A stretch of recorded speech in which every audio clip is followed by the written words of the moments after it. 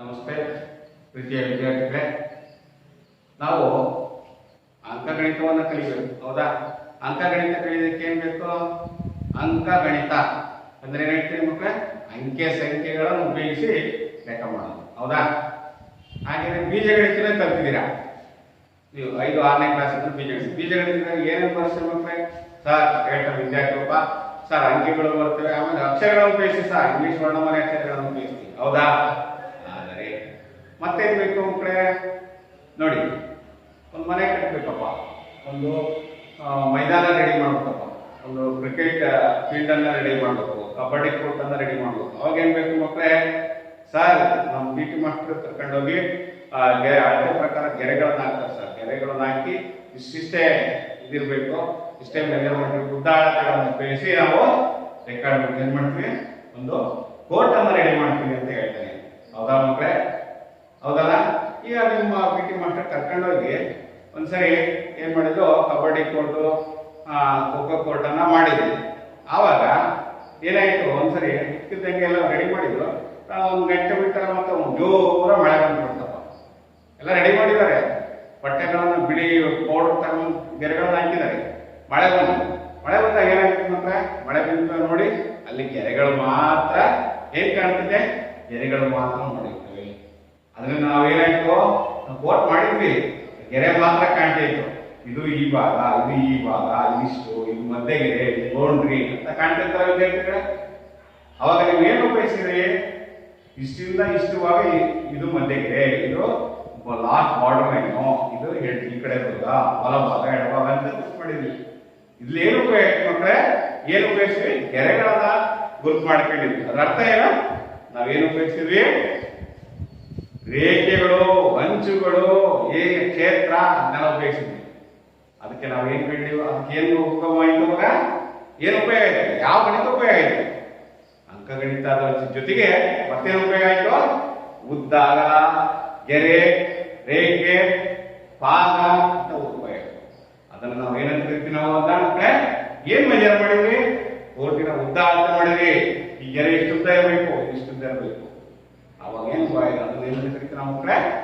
ರೇಖಾಗಣಿತ. ಭೂಮಿಯನ್ನ ಕೋರ್ಟ್ ಅನ್ನು ಮೆಜರ್ ಮಾಡಿದ್ವಿ. ಈ ರೀತಿಯಾಗಿ ರೇಖಾಗಣಿತದ ಉಗಮ ಆಯಿತು.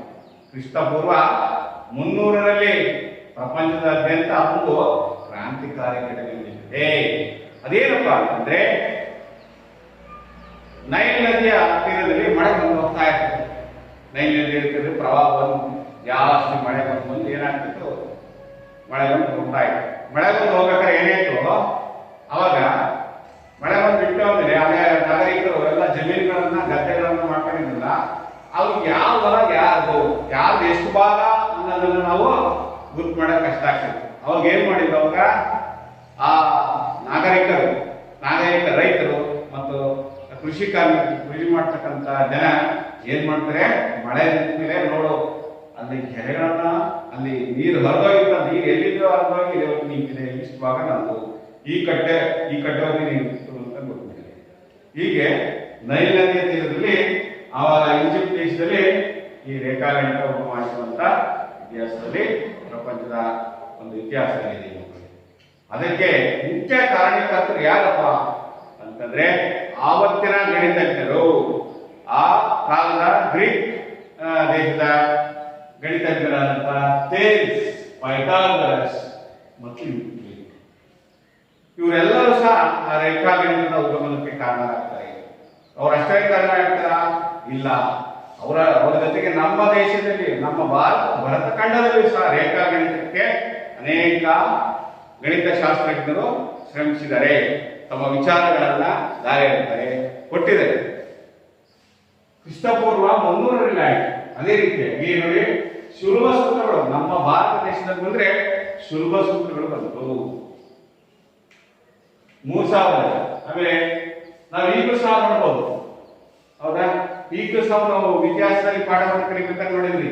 ಹರಪ್ಪ ಮತ್ತು ಮೊಹೆಂಜೊದಾರೋ ಸಂಸ್ಕೃತಿ ಕ್ರಿಸ್ತಪೂರ್ವ 3000ರಲ್ಲಿ ಅಲ್ಲಿಯ ಒಂದು ನಗರದ ಯೋಜನೆ, ಹರಪ್ಪ ಮತ್ತು ಮೊಹೆಂಜೊದಾರೋ ಒಂದು ನಾಗರಿಕತೆಯನ್ನು ನಾವು ಇತಿಹಾಸದಲ್ಲಿ ಅಧ್ಯಯನ ಮಾಡ್ತಾರೆ. ನಿಮ್ಮ ಇತಿಹಾಸ ಶಿಕ್ಷಕರು ಹೇಳ್ತಾರೆ, ಈ ಚಿತ್ರಗಳನ್ನು ಸಹ ನೀವು ನೋಡಿದಿರ. ಮತ್ತೆ ಏನು ಅಲ್ಲಿಯ ಒಂದು ಗೋಡೆಗಳು ಯಾವ ರೀತಿ ರಚನೆ ಆಗಿತ್ತು, ಒಂದು ಮನೆಯ ನಿವೇಶನವನ್ನು ಯಾವ ರೀತಿ ರಚನೆ ಮಾಡಿದ್ರು, ಮನೆಯಲ್ಲಿ ಎಷ್ಟೆಷ್ಟು ಕೋಣೆಗಳು ಇರಬೇಕು, ಇದು ಹೊರಗಡೆ ಭಾಗ ಎಷ್ಟಿರ್ಬೇಕು, ಪಡಸಾಲೆ ಎಷ್ಟಿರ್ಬೇಕು, ನಡುಮನೆ ಎಷ್ಟಿರ್ಬೇಕು, ಕೋಣೆ ಎಷ್ಟಿರ್ಬೇಕು, ಬಾತ್ರೂಮ್ ಎಷ್ಟು ಇರಬೇಕು, ಆಮೇಲೆ ಶೌಚಾಲಯಗಳನ್ನ ಯಾವ ರೀತಿ ಕಟ್ತಾ ಇದ್ರು, ಆಮೇಲೆ ರೋಡ್ಗಳ ಅಗಲ ವಿಸ್ತಾರಗಳು ಯಾವ ರೀತಿ ಇರಬೇಕು ಅಂತ ಟೌನ್ ಪ್ಲಾನಿಂಗ್ ಅನ್ನ ಆವಾಗ ಹರಪ್ಪ ಮತ್ತು ಮೊಹೆಂಜೊದಾರೋ ಸಂಸ್ಕೃತಿಯಲ್ಲಿ ನಮ್ಮ ಈ ಏನು ಸಿಂಧು ನದಿ ನಾಗರಿಕತೆಯನ್ನ ನೋಡ್ತೀವಲ್ಲ, ಅವಾಗ ಹರಪ್ಪ ಮೊಹೆಂಜೊದಾರೋ ಒಂದು ಇದನ್ನ ನಾವು ನೋಡ್ತಾ ಇದೀವಿ. ಕ್ರಿಸ್ತಪೂರ್ವ 3000ರಲ್ಲಿ ಆವಾಗ ಸಹ ರೇಖಾಗಣಿತ ಇತ್ತು ಅಂತ ನಮ್ಗೆ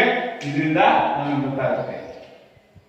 ಮತ್ತೆ ನಮ್ಮ ಪ್ರಾಚೀನ ಭಾರತೀಯ ಗಣಿತಶಾಸ್ತ್ರಜ್ಞರು ಕೊಟ್ಟಂತಹ ಸುಲಭ ಸೂತ್ರಗಳು ಕ್ರಿಸ್ತಪೂರ್ವ 800ರಿಂದ ಕ್ರಿಸ್ತಪೂರ್ವ 500ರವರೆಗೂ ಸಹ ಅನೇಕ ಸುಲಭ ಸೂತ್ರಗಳನ್ನ ತಮ್ಮ ಗ್ರಂಥಗಳಲ್ಲಿ, ಗಣಿತ ಭಂಡಾರದ ಗ್ರಂಥಗಳಲ್ಲಿ ಅವರು ಬಂದಿದ್ದಾರೆ.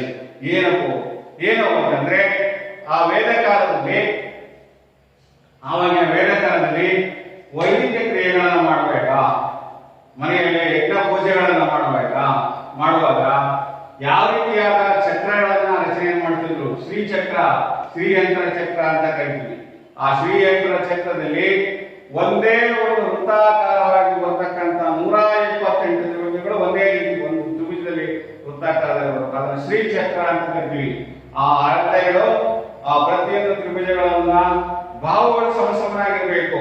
ಆ ರೀತಿಯಾಗಿ ಒಂದು ಸಮರೂಪವಾದಂತಹ ತ್ರಿಭುಜಗಳು 128 ಯಾವ ರೀತಿ ಆ ತ್ರಿಭುಜದ ಭಾವಗಳ ಅಳತೆಗಳ ಅನುಪಾತ ಸಮಾನುಪಾತದಲ್ಲಿ ಹೇಗೆ ಗಣನೆ ಮಾಡಬೇಕು ಅಂತಂದ್ರೆ ಆವಾಗ ಸುಲಭ ಸೂತ್ರಗಳಲ್ಲಿ ಕ್ರಿಸ್ತಪೂರ್ವ ನಾವು 800ರಲ್ಲಿ ನಾವು ಕಾಣಬಹುದಾಗಿದೆ ವಿದ್ಯಾರ್ಥಿಗಳು. ಹಾಗೆ ಹೀಗೆ ವೈದಿಕ ಕ್ರಿಯೆ ಮಾಡಬೇಕಾದ್ರೆ, ಯಜ್ಞ ಯಾಗಾದಿಗಳನ್ನ ಮಾಡಬೇಕಾದ್ರೆ, ನಾವು ಪೂಜೆಗಳನ್ನ ಮಾಡಬೇಕಾದ್ರೆ, ನೀವು ನೋಡಿದೀರಾ ನಿಮ್ಮ ಮನೆಯಲ್ಲೂ ಸಹ ಅನೇಕ ಪೂಜೆಗಳನ್ನ ಮಾಡಬೇಕಾದ್ರೆ ನಿಮ್ಮ ಪೂಜಾರು ಮತ್ತು ಅದಕ್ಕೆ ಮಾಡ್ತಕ್ಕಂಥ ಇವ್ರೇನ್ ಮಾಡ್ತಾರೆ, ಇದೇ ಚಕ್ರ 4 ಸಮಭಾಗಗಳಾಗಿ ಮಾಡಬೇಕು ಅಥವಾ ತ್ರಿಕೋನಾಕಾರವಾಗಿರ್ಬೇಕು ಅನ್ಕೊಂಡ ಅಂತ ನೀವು ನೋಡಿದೀರಾ. ಆವಾಗ ಈ ಯಜ್ಞ ಯಾಗಾದಿಗಳನ್ನ ಮಾಡಬೇಕಾದ್ರೆ ರೇಖಾಗಣಿತ ಆಗುತ್ತೆ ವೇದಕಾಲದಲ್ಲಿ. ಆಮೇಲೆ ನಂತರ ಶ್ರೀ ಚಕ್ರ ಅಂತ ಕರಿತೀವಿ. ಶ್ರೀ ಅಂತ ಚಕ್ರ ಅದರ ತ್ರಿಭುಜಾಕಾರದಲ್ಲಿ ಎಷ್ಟು ತ್ರಿಭುಜಗಳು ಸಮಾನುಪಾತವಿರ್ತದೆ. ಆವಾಗ ನಾವು ರೇಖಾಗಣಿತ ವೇದ ಕಾಲದಲ್ಲಿ ನಮ್ಮ ಭಾರತ ದೇಶದಲ್ಲಿ ಕಲಿಯುವಂತ ಹೇಳ್ತೀವಿ. ಅದಕ್ಕೆ ಅನೇಕ ಶುಲ್ಕ ಸೂತ್ರಗಳು, ಆರ್ಯಭಟ, ಭಾಸ್ಕರಾಚಾರ್ಯ, ಇನ್ನು ಅನೇಕ ಗಣಿತಜ್ಞರು ನಮ್ಮ ರೇಖಾಗಣಿತದ ಬಗ್ಗೆನೂ ಸಹ ಹೆಚ್ಚಿನ ಒಂದು ಅಧ್ಯಯನವನ್ನು ನಡೆಸುತ್ತಾರೆ. ಅದರಲ್ಲಿ ನಮಗೆ ಕ್ರಿಸ್ತಪೂರ್ವ 300ರಲ್ಲಿ ಈ ಡೈರೆಕ್ಷನ್ ಸಹ ಈ ತ್ರಿಭುಜಗಳ ಬಗ್ಗೆ ಮತ್ತು ಪಿರಮಿಡ್ಗಳ ರಚನೆಗಳ ಬಗ್ಗೆ ಈಜಿಪ್ಟ್ ದೇಶದಲ್ಲಿ ಬರ್ತಕ್ಕಂಥ ಪಿರಮಿಡ್ಗಳ ಅಧ್ಯಯನ ಮಾಡಿದ. ಆಮೇಲೆ ತ್ರಿಕೋನ ಪಟ್ಟಕ ಹೇಗಿರ್ಬೇಕು, ತ್ರಿಕೋನಾಕಾರ ಗೋಪುರ ಪಿರಮಿಡ್ ಸಮತಲ ಪಾದ ಹೇಗಿರ್ಬೇಕು, ಪಾದದಿಂದ ಏನು ಸುತ್ತುವರೆದಿರ್ತಕ್ಕಂಥ ಮುಖಗಳು ಯಾವ ರೀತಿಯಾಗಿ ಸಮಾನುಪಾತದಲ್ಲಿ 4 ಮುಖಗಳು ಸುತ್ತುವರೆದ 4 ಮುಖಗಳು ಯಾವ ಒಂದೊಂದು ಮುಖನು ಸಹ ಒಂದೊಂದಕ್ಕೆ ಸಮಾನವಾದ ಅಳತೆಯನ್ನು ಹೊಂದಿರಬೇಕು ಹೇಗೆ ಅನ್ನೋದನ್ನ ಆ ಪಿರಮಿಡ್ ಅನ್ನ ರಚನೆ ಹೇಗಾಗಿದೆ. ಪಿರಮಿಡ್ ಅನ್ನ ನಾವು ಮೇಲ್ಭಾಗವನ್ನು ಕೈಕೊಂಡು ಪಿರಮಿಡ್ ಅನ್ನು ನೋಡಿದ್ರೆ ಮಕ್ಕಳೇ ಪಿರಮಿಡ್ ಹೇಗಿರುತ್ತೆ ಅಂತ ಗೊತ್ತಿದೆ. ಒಂದು ಚೌಕಾಕಾರದಲ್ಲಿ ಪಾದ ಇತ್ತು ಅಂತಂದ್ರೆ ವಿದ್ಯಾರ್ಥಿಗಳೇ ನೋಡ್ತೀರಾ, ನೀವು ಇದು ನೋಡಿದಾಗ ನೋಡ್ತೀವಿ, ಹೌದಾ ಮಕ್ಕಳೇ? ಈ ತರ ಬರುತ್ತೆ ತಿಳ್ಕೊಂಡಾಗ ನೋಡಿ, ಇದನ್ನ ನಾವು ಪಿರಮಿಡ್ ಅಂತ ಕರಿತೀವಿ ಅಂತ ಹೇಳ್ಕೊಳ್ಳಿ. ಈ ಪಿರಮಿಡ್ ರಚನೆ ಮಾಡಬೇಕು. ಈ ಪಾದ ಏನಿದೆ, ಈ ಪಾದ ಚೌಕಾಕಾರವಾಗಿರುತ್ತೆ. ಚೌಕಾಕಾರದಿಂದ ಇದನ್ನ ಮೇಲ್ಭಾಗವನ್ನ ಈ ಗೋಪುರ ಇದೆ ಈ ತರ ಇದ್ದಾಗ ಇದನ್ನ ಕಟ್ ಮಾಡಿಬಿಟ್ಟು ಇದನ್ನ ಅರ್ಧ ಭಾಗವನ್ನ ಪಿರಮಿಡ್ ನ ಭಿನ್ನಕ ಅಂತ ಕರಿತೀವಿ. ಪಿರಮಿಡ್ ಭಿನ್ನಕ. ಗೋಪುರ ಭಾಗವನ್ನು ತೆಗೆದಾಗ ಇಲ್ಲಿಂದ ಒಂದು ಸಮಾನಾಂತರವಾಗಿ ಚೇಸಿದಾಗ ಉಂಟಾಗ್ತಕ್ಕಂಥ ಇದು ಏನಿದೆ ಪಿರಮಿಡ್ ಗಳನ್ನ ಭಿನ್ನಕ ಅಂತ ಕರಿತೀವಿ. ಇದನ್ನ ಪಿರಮಿಡ್ ನ ಭಿನ್ನಕ. ಈ ರೀತಿಯಾಗಿ ಯಾವ ರಚನೆ ಆಗಿದೆ ಅನ್ನೋದನ್ನ ಆವಾಗ ಸಹ ಅಧ್ಯಯನ ಮಾಡಿದ್ರು. ಯಾರೋ ತೇಲ್ಸ್ ಶ್ರೇಷ್ಠ ಗಣಿತ ರೇಖಾಗಣಿತ ತಜ್ಞ ಇವೆಲ್ಲ ಅಧ್ಯಯನ ಮಾಡಿದ್ರು. ಆದ್ರೆ ನೋಡಿ, ಇವೆಲ್ಲವನ್ನ ಅಧ್ಯಯನ ಮಾಡೋದಕ್ಕೆ ಒಂದು ಮುಖಗಳು ಅಂತ ಹೇಳ್ತೀವಿ. ಈಗ ಆಯತಕ್ಕೆ ಎಷ್ಟು ಮುಖಗಳು? ನಿಮ್ಗೆ ಗೊತ್ತಿದೆ ಮಕ್ಕಳು ಎಷ್ಟಿದೆ ಆಯತಕ್ಕೆ ಎಷ್ಟು ಮುಖಗಳು ಎಷ್ಟಿದಾವೆ ಒಂದು ಆಯತ ಘನಾಕೃತಿಗೆ ಎಷ್ಟು ಮುಖಗಳು 1 2 3 4 ಒಂದು ಎಣಿಸ್ಕೊಳ್ತೀರಾ ಒಂದು ಆಯತ for example this is Duster ಈ ಡಸ್ಟರ್ಗೆ ಎಷ್ಟು ಮುಖಗಳಿವೆ ಅಂತ ನೋಡ್ತೀರಾ ಮಕ್ಕಳೇ 1 2 3 4 5 6 ಮುಖಗಳಿವೆ ಸರ್ ಅದು ಇದು ಎಷ್ಟು ಆಯಾಮದ ಒಂದು ಒಂದು ಘನಾಕೃತಿ ಎಷ್ಟು ಆಯಾಮ ಅಂತ ಹೇಳ್ತೀವಿ 3 ಆಯಾಮ ಯಾಕೆ ಹೇಳಿದ್ರೆ ಉದ್ದ ಅಗಲ ಎತ್ತರ ಇದು 3 ಇದೆ ಸ್ಕೇಲ್ ಇದೆ ಇದಕ್ಕೆ ಇದು ಎಷ್ಟು ಆಯಾಮದ ಒಂದು ಆಕೃತಿಯಾಗಿದೆ ಉದ್ದ ಮತ್ತು ಅಗಲ ಹೌದಾ ಕರೆ ಹೌದಾ ಇಲ್ಲಿದೆ ಇದು ಉದ್ದ 2 ಆಯಾಮದ ಒಂದು ಉಪಕರಣ ಹೌದಾ ಹೀಗೆ ನಾವು ಅವುಗಳ ಮುಖಗಳ ಆಧಾರದ ಮೇಲೆ ರೇಖೆಗಳ ಆಧಾರದ ಮೇಲೆ ಒಂದು 3 ಆಯಾಮ ಅಥವಾ 2 ಆಯಾಮ ಆಕೃತಿಗಳನ್ನು ಆವಾಗಲೇ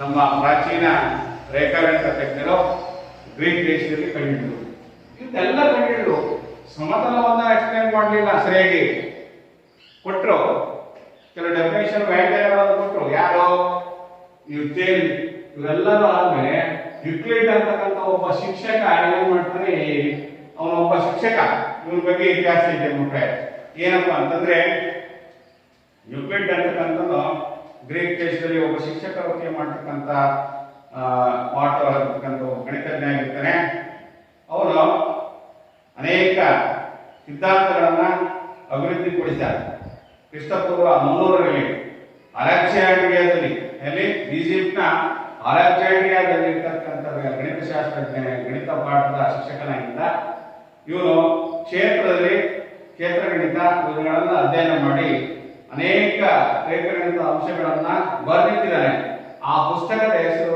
ಎಲಿಮೆಂಟ್ಸ್ ಎಂಬ ಸಂಕಲನದಲ್ಲಿ ಬರ್ತಾನೆ ಅವನೇನೇನು ಬಿಂದು ಅಂದ್ರೆ ಏನು ಅನ್ಕೊಂಡ್ ಡೆಫಿನೇಷನ್ ರೇಖೆ ಅಂದ್ರೆ ಏನು ಅನ್ಕೊಂಡ್ ಡೆಫಿನೇಷನ್ ಸಮತಲ ಅಂದ್ರೆ ಏನು ಅನ್ಕೊಂಡ್ ಡೆಫಿನೇಷನ್ ಅವನ ಎಕ್ಸ್ಪ್ಲೈನ್ ಮಾಡಿದ ಆದರೆ ಯುಕ್ಲಿಡ್ ಮಾಡಿರ್ತಕ್ಕಂಥ ಪ್ರತಿಪಾದನೆಯಲ್ಲಿ ಒಂದು ಬಿಂದು ಒಂದು ರೇಖೆ ಒಂದು ಸಮತಲವನ್ನು ವ್ಯಾಖ್ಯಾನಿಸಿ ಮಾಡಿದರೆ ಆದರೆ ಇದಕ್ಕೆ ತರ್ಕಬದ್ಧವಾದಂತಹ ಸಾಧನೆ ಇಲ್ಲ ಅದಕ್ಕೆ ಸರಿಯಾದ ಒಂದು ಸಾಧನೆಯನ್ನ ಕೊಡೋದಕ್ಕೆ ಅವನು ಸಫಲನಾಗಲಿಲ್ಲ ಅದಕ್ಕೆ ಅದನ್ನ ಒಪ್ಪಡಿಲ್ಲ ಬಿಂದು ರೇಖೆ ಸಮತಲ ಇವುಗಳ ಬಗ್ಗೆ ಅವನ ಅನೇಕ ವ್ಯಾಖ್ಯಾನಗಳನ್ನ ಕೊಟ್ಟಿದ್ದ ಆದರೆ ವ್ಯಾಖ್ಯಾನಿಸಿದರೂ ಕೂಡ ಅವನ ವ್ಯಾಖ್ಯಾನಗಳನ್ನು ಪ್ರಪಂಚದ ಎಲ್ಲಾ ಶ್ರೇಷ್ಠ ಗಣಿತಜ್ಞರು ಅದನ್ನು ಒಪ್ಪಲಿಲ್ಲ ಯಾಕೆ ಬಂದ್ರೆ ಅದಕ್ಕೆ ತರ್ಕಬದ್ಧ ಸಾಧನೆ ಇರಲಿಲ್ಲ ಇವನ್ನ ಅದಕ್ಕೆ ಒಂದು ನಾವೇ ಅದನ್ನ ಎಲ್ಲ ಚರ್ಚೆ ಮಾಡಿಬಿಟ್ಟು ಏನು ಗಣಿತ ಶ್ರೇಷ್ಠ ಎಲ್ಲ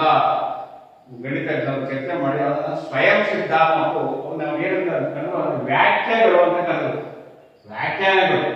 ವ್ಯಾಖ್ಯೆಗಳು ಅಂತ ಕರೆದು ಅದನ್ನೇ ನಾವು ಈ ರೀತಿಯಾಗಿ ಈಗ ಹೇಳ್ತಾ ಇದೀವಲ್ಲ ಈ ಪಾಠದಲ್ಲಿ ನಾವು 9ನೇ ತರಗತಿಯಲ್ಲಿ ಭಾಗ ಇದು 2ನೇ ಅಧ್ಯಾಯ ಆಗಿದೆ ಇದನ್ನು ಯುಕ್ಲಿಡ್ನ ರೇಖಾಗಣಿತ ಪ್ರಸ್ತಾವನೆ ಅಂತ ಕರಿತೀವಿ ಯಾಕೆಂದ್ರೆ ಯುಕ್ಲಿಡ್ ದ ಎಲಿಮೆಂಟ್ಸ್ ಎಂಬ ಪುಸ್ತಕದಲ್ಲಿ ಬರೆದಿದ್ದೇನಲ್ಲ ಆ ಅಂಶಗಳನ್ನ ಕ್ರೋಢೀಕರಿಸಿಕೊಂಡು ನಾವು ಅದ ಹಂತವಾಗಿ ಕ್ರಮಬದ್ಧವಾಗಿ ಅಧ್ಯಯನ ಮಾಡಬೇಕಾಗಿದೆ ವಿದ್ಯಾರ್ಥಿಗಳೇ ಈ ರೀತಿಯಾಗಿ ನಮಗೆ ಅಂಕಗಣಿತ ಮತ್ತು ಬೀಜಗಣಿತ ಜೊತೆಗೆ ರೇಖಾಗಣಿತದ ಅಧ್ಯಯನವು ಅತ್ಯಂತ ಅವಶ್ಯಕವಾಗಿದೆ ಹೌದಲ್ಲ ಅದಕ್ಕೋಸ್ಕರ ನಾವು ಯುಕ್ಲಿಡ್ ರೇಖಾಗಣಿತ ಪ್ರಸ್ತಾವನೆ ಅಧ್ಯಯನ ಈ 9ನೇ ತರಗತಿಯಲ್ಲಿ ಅಧ್ಯಯನ ಮಾಡ್ತಿದ್ವಿ ಗೊತ್ತಿದೆ ಆ ವಿಚಾರ ನಿಮಗೆ ಇವನ್ನ ಈಗ ಒಂದೊಂದೇ ಅಂಶ ಅವ್ರು ಏನ್ ಕೊಡ್ತಾನೆ ಡೆಫಿನೇಷನ್ ಏನೇನು ಕೊಟ್ಟಿದ್ದಾರೆ ನೋಡೋಣ ಮತ್ತೆ ಯುಕ್ಲಿಡ್ನ ರೇಖಾಗಣಿತದ ಪ್ರಸ್ತಾವನೆಯಲ್ಲಿ ಏನೇನು ಕೊಟ್ಟಿದ್ದಾರೆ ನೋಡಿದ್ರೆ ಮಕ್ಕಳೇ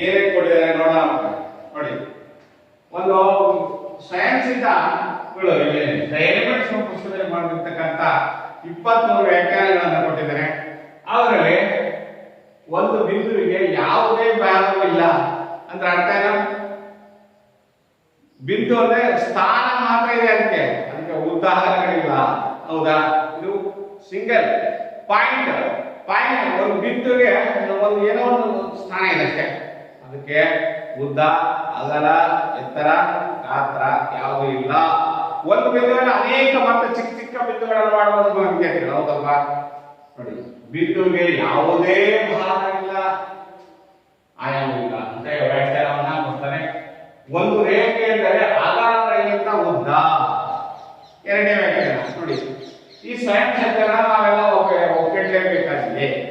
ಗಣಿತ ತಜ್ಞರು ಇದ್ರ ಬಗ್ಗೆ ಚರ್ಚೆ ಮಾಡಿಬಿಟ್ಟು ನಮಗೆ ಒಂದು ವ್ಯಾಖ್ಯಾನ ಕೊಡ್ತಾರೆ. ಒಂದು ರೇಖೆ ಎಂದರೆ ವಿದ್ಯಾರ್ಥಿಗಳೇ, ಒಂದು ರೇಖೆ ಎಂದರೆ ರೇಖೆ ಏನು? ಇದೊಂದು ರೇಖೆ ಅಲ್ವಾ? ಅಗಲರಹಿತ ಉದ್ದ. ಇದಕ್ಕೆ ಎಷ್ಟು ಅಗಲ ಇದೆ ಅಂತ ಹೇಳ್ತೀರಾ ನೀವು? ರೇಖೆಗೆ ಹೇಳಲ್ಲ. ಇದ್ರ ಉದ್ದ ಎಷ್ಟು? AB ರೇಖಾಖಂಡದ ಉದ್ದ 5 ಸೆಂಟಿಮೀಟರ್ ಅಂತ ಹೇಳ್ತೀರಾ. ಹೌದಾ ಮಕ್ಕಳೇ? ಇದೊಂದು ಅಗಲರಹಿತ ಉದ್ದ. ರೇಖೆ ಏನಪ್ಪ? ಅಗಲ ಇಲ್ಲ, ಅದಕ್ಕೆ ಉದ್ದದ ಅಳತೆ ಕೊಡ್ತಾರೆ, ಅದನ್ನ ಅಗಲರಹಿತ ಉದ್ದ ಅಂತ ಹೇಳ್ತೀವಿ. ರೇಖೆಯ ಅಂತ್ಯಗಳು ಬಿಂದುಗಳು. ಒಂದು ರೇಖೆಗೆ ಅಂತ್ಯಗಳಲ್ಲಿನ ಬಿಂದು. ಹೌದಾ? ರೇಖೆಯಲ್ಲಿನ ಅನೇಕ ಬಿಂದುಗಳ ಸಮೂಹ ಒಂದೇ ದಿಕ್ಕಿನಲ್ಲಿ, ಹೌದಾ, ನಿರ್ದಿಷ್ಟವಾದ ದಿಕ್ಕಿನಲ್ಲಿಗೆ ಸಮಾನವಾಗಿ ಹರಡಿಕೊಂಡಿರ್ಬೇಕಾದ್ರೆ ರೇಖೆ ಅಂತ ಕರಿತೀವಿ. ಆದ್ದರಿಂದ ಅದರ ಒಂದು ರೇಖೆಯ ಅಂತ್ಯಗಳು ಬಿಂದುಗಳು ಅಂತ ಹೇಳ್ತೀವಿ. ಒಂದು ರೇಖೆಯ ಅಂತ್ಯಗಳನ್ನು ಬಿಂದು. ನಿಂತಿದೆ ಅಂದ್ರೆ ಬಿಂದು. ಇದನ್ನ ಮುಂದುವರೆದಿದೆ ಅಂತಂದ್ರೆ ಇನ್ನೂ ಮುಂದುವರೆದಿದೆ. ಆ ರೇಖೆಯು ಪ್ರಾರಂಭ ಬಿಂದುವಿನಿಂದ ಮುಂದಕ್ಕೆ ಬಲವಾಗಿ ಮುಂದುವರೆದಿದೆ ಅಂತ ಹೇಳ್ತಿರ್ತಾನೆ. ಇದನ್ನೇ ಹೇಳ್ತಾರೆ ಮೂರನೇ ವ್ಯಾಖ್ಯಾನ.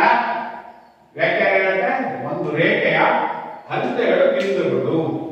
ನೆಕ್ಸ್ಟ್ ವಿದ್ಯಾರ್ಥಿಗಳೇ, ಒಂದು ಸರಳ ರೇಖೆಯು ಒಂದು ರೇಖೆಯಾಗಿದ್ದು ತನ್ನ ಮೇಲಿರುವ ಬಿಂದುಗಳ ಮೇಲೆ ಸಮವಾಗಿ ಹರಡಿಕೊಂಡಿದೆ. ಒಂದು ಸರಳ ರೇಖೆಯು ಒಂದು ರೇಖೆಯಾಗಿದ್ದು ತನ್ನ ಮೇಲಿರುವ ಬಿಂದುಗಳ ಮೇಲೆ ಸಮವಾಗಿ ಹರಡಿಕೊಂಡಿದೆ. ಹೌದು, ನಿಮಗೆ ಗೊತ್ತಿದೆ ಡೆಫಿನೇಷನ್ ಏನ? ರೇಖೆ ಅಂದ್ರೆ ಅನೇಕ ಬಿಂದುಗಳ ಸಮೂಹ. ಸಮನಾಗಿ ಹರಡಿಕೊಂಡಿರಬೇಕು. ಒಂದು ಮೇಲ್ಮೈ ಎಂದರೆ ಅದಕ್ಕೆ ಉದ್ದ ಮತ್ತು ಅಗಲ ಮಾತ್ರ ಇರುತ್ತದೆ.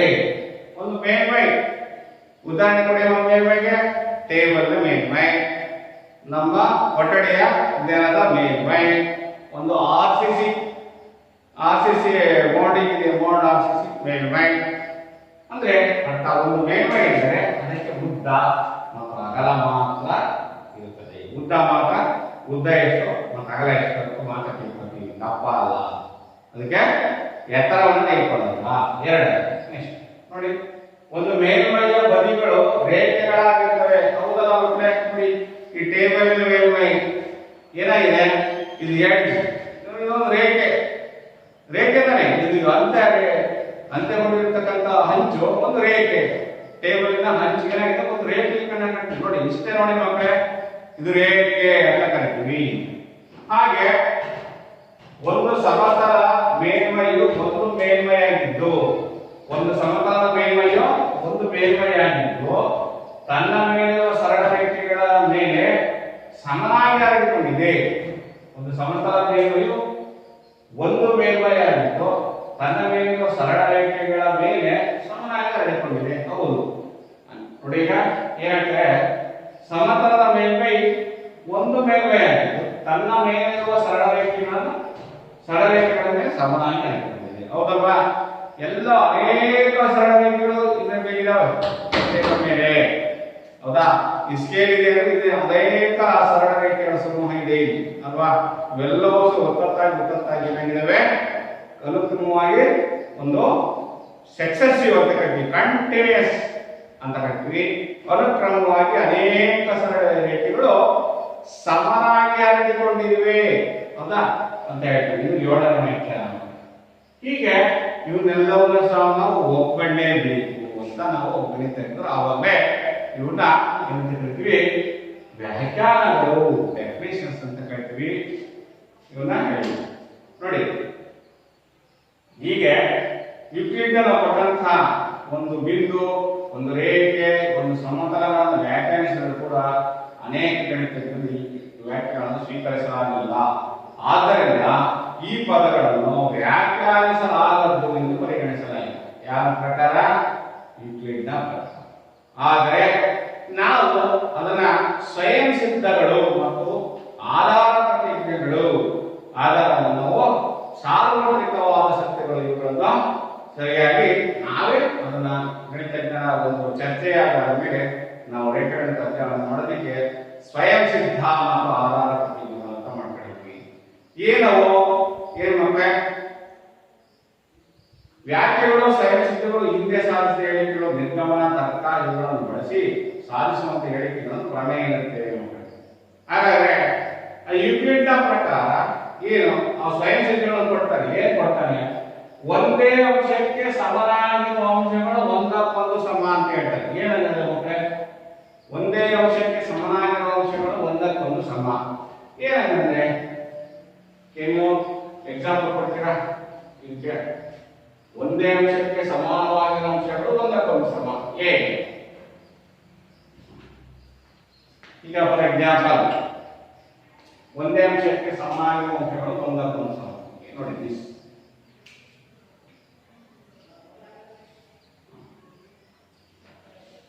AB ACD ಇದು 4 ಸೆಂಟಿಮೀಟರ್, ಇದನ್ನ ನನಗೆ 2 ರೇಖೆಗಳು ಬರುತ್ತೆ. ಅದರ ಅರ್ಥ ಏನು? ಒಂದೇ ಅಂಶಕ್ಕೆ ಸಮನಾಗಿರುವ ಅಂಶಗಳು ಒಂದಕ್ಕೊಂದು ಸಮನಾಗಿರ್ತವೆ. AB 4 ಸೆಂಟಿಮೀಟರ್ ಸರಳ ರೇಖೆ, CD ಸರಳ ರೇಖೆ. ಆದ್ದರಿಂದ therefore AB CD 4 ಸೆಂಟಿಮೀಟರ್ ಅಂತ ಬರೆಯುತ್ತಾನೆ. ಒಂದೇ ಅಂಶಕ್ಕೆ ಸಮನಾಗಿರುವ ಅಂಶಗಳು ಪರಸ್ಪರ ಒಂದಕ್ಕೊಂದು ಸಮನಾಗಿರ್ತವೆ. ಅದರರ್ಥ ಅವೆರಡೂ ರೇಖಾಖಂಡಗಳ ಉದ್ದ ಸಮನಾಗಿರ್ತವೆ. ಇದನ್ನ ಇವನ್ನೇ ನಾವು ಏನು ಕರಿತೀವಿ? ಸ್ವಯಂ ಸಿದ್ಧಗಳು ಅಂತ ಕರಿತೀವಿ. ನೆಕ್ಸ್ಟ್ ಎರಡನೇ ಸ್ವಯಂ ಸಿದ್ಧ ಏನಾಗುತ್ತೆ? ಸಮವಾಗಿರುವ ಅಂಶಗಳಿಗೆ ಸಮವಾಗಿರುವ ಅಂಶಗಳನ್ನು ಕೂಡಿದಾಗ ಮೊತ್ತವು ಸಮನಾಗಿರುತ್ತದೆ. ಸಮವಾಗಿರುವ ಅಂಶಗಳಿಗೆ ಸಮವಾಗಿರುವ ಅಂಶಗಳನ್ನು ಕೂಡಿಸಿದಾಗ ಮೊತ್ತವು ಸಮನಾಗಿರುತ್ತದೆ. ಫಾರ್ ಎಕ್ಸಾಂಪಲ್ ನೋಡಿ, ಇದು ಒಂದನೇದಾದ, ಇದು ಎರಡನೇ. ಸಮವಾಗಿ 2 + 2 = 4. ಅದನ್ನು ನಾವು 4 = 2 + 2 ಅದರ ಇದೇ ರೇಖಾಗಣಿತದಲ್ಲಿ ಏನ್ ಮಾಡ್ಬೋದು ಮಕ್ಕಳೇ? ಈಗ ಈ ಗೆರೆ ಇದೆ, ಇಲ್ಲಿ ಒಂದು ರೇಖಾಖಂಡ ಇದೆ, ಇಲ್ಲಿ ನಾನು ಇದೇನ ಕೊಡ್ತೀನಿ ಒಂದೇ ಹೆಸರು, ಇದಕ್ಕೆ ಎಂ ಅಂತ ಕೊಡ್ತೀನಿ. ಇಲ್ಲಿಂದ ಇಲ್ಲಿ 2 ಪಾಯಿಂಟ್, ಇಲ್ಲಿಂದ ಇಲ್ಲಿಗೆ 2, ಇಲ್ಲಿಂದ 2, ಇದಕ್ಕೆ ಎನ್ ಅಂತ ಕೊಡ್ತೀನಿ. ನೋಡಿ, ಎ ಇಂದ ಎಮ್ಗೆ 2 ಸೆಂಟಿಮೀಟರ್, ಎಂ ಇಂದ ಎಲ್ಲಿ 2 ಸೆಂಟಿಮೀಟರ್ ಇದೆ, ಹೌದಾ? ಮತ್ತೆ ಎನ್ನಿಂದ ಬಿಗೆ 2 ಸೆಂಟಿಮೀಟರ್ ಇದೆ. ಅದು ಒಟ್ಟು ಎಷ್ಟಾಯ್ತು ಮಕ್ಕಳೇ? 2 + 2 + 2 ಇಲ್ಲಿ ಕೊಟ್ಟು ಕೂಡಿ ಎಷ್ಟು ಮಕ್ಕಳೇ? ಭಾಗ ಮಾಡಿದ್ದೀನಿ. ಇಲ್ಲಿ ಕೊಟ್ಟು ಎಷ್ಟು ಸೆಂಟಿಮೀಟರ್ ಎಷ್ಟಾಗುತ್ತೆ? 6 ಸೆಂಟಿಮೀಟರ್ ಆಗ್ತದ ಮಕ್ಕಳೇ. ಅದರ್ಥ ಸಮಾನಾಂಶಗಳಿಗೆ ಸಮವಾಗಿರುವ ಅಂಶಗಳನ್ನು ಕೂಡಿಸಿದಾಗ ಮೊತ್ತವು ಪೂರ್ಣಗಳಿಗೆ ಸಮನಾಗಿರುತ್ತದೆ. ಕಂಪ್ಲೀಟ್ ಏನಿಲ್ಲ ಉದ್ದ ಏನಿದ್ದು 6 ಸೆಂಟಿಮೀಟರ್ ಆಗಿದೆ. ಎಷ್ಟಾಗಿದೆ ಅಂದ್ರೆ ಏನಾಗಿದೆ? 6 ಸೆಂಟಿಮೀಟರ್. ಎಬಿ ಉದ್ದ 6 ಸೆಂಟಿಮೀಟರ್ ಆದ್ರೆ ಆ ಎಬಿ ರೇಖಾಖಂಡವನ್ನು ಭಾಗ ಮಾಡಿದ್ರೆ ಎಂ ಒಂದು ಭಾಗ, ಎಂ ಒಂದು ಭಾಗ, ಎನ್ ಇಂದ ಬಿ ಗೆ ಒಂದು ಭಾಗ, ಎಷ್ಟು ಭಾಗ, ಎಷ್ಟು ಸಮನಾದ ಭಾಗಗಳಾಗಿ ಮಾಡಿದೆ ಅಂತಂದ್ರೆ ಮಕ್ಕಳೇ 1 ಭಾಗ, 2 ಭಾಗ, 3 ಭಾಗ. 3 ಭಾಗಗಳನ್ನು ಕೂಡಿದ್ರೆ ಈ ಒಟ್ಟು ಉದ್ದಕ್ಕೆ ಸಮನಾಗಿದೆ. ಸಮನಾದ ಅಂಶಗಳನ್ನ ಭಾಗ ಮಾಡಿ ಸಮನಾದ ಅಂಶಗಳನ್ನೆಲ್ಲ ಕೂಡಿದಾಗ ಅದು ಪೂರ್ಣಕ್ಕೆ ಸಮನಾಗಿದೆ, ಪೂರ್ಣ ಉದ್ದಕ್ಕೆ ಸಮ. ಅಂದ್ರೆ ಅದರ ಅರ್ಥ ಏನು? AM + MN + NB = AB. ಅರ್ಥ ಆಯ್ತಾ ನಮಗೆ? ಹೀಗೆ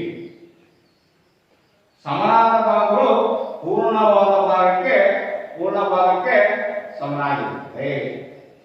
ಸಮಾನಾಂಶಗಳನ್ನು ಕೂಡಿದಾಗ ಬರುವ ಮೊತ್ತವು ಪೂರ್ಣವಾಗುತ್ತದೆ, ಸಮವಾಗುತ್ತದೆ.